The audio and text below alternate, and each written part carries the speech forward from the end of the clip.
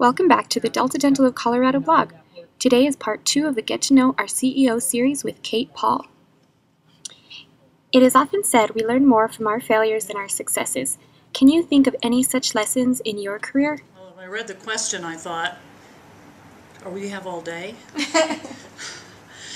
Because I've had plenty of failures, and it's just a matter of what level of magnitude you want to talk about. And sometimes failures have turned into successes, and sometimes successes have turned into failures, and it's in every possible dimension. I've had one, and I've tried to learn from all of them.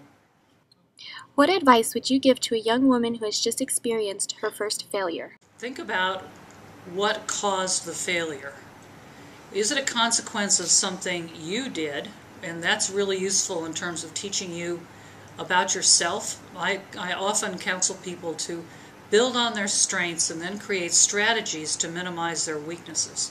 And if you think about where you didn't succeed, if that was a consequence of something that was a weakness of yours, is it something that the next time you can build a strategy around to prevent that from happening the next time?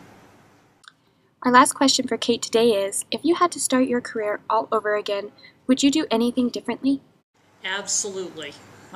Today is a very different world than when I started. When I started working, my first full-time job was in 1964. So the world was a very different place. Just think about Mad Men. That's kind of how I started.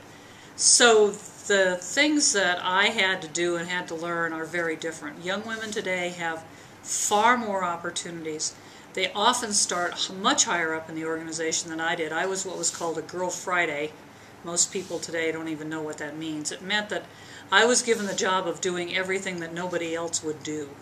So I got coffee, I typed, I unloaded trucks, I did all the things that nobody else would do.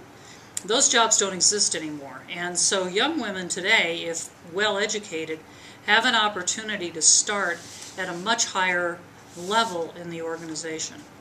And also, more often than not, they don't have to make the decisions that I had to make.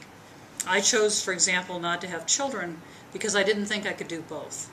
Young women today have figured out how to do both and do them well.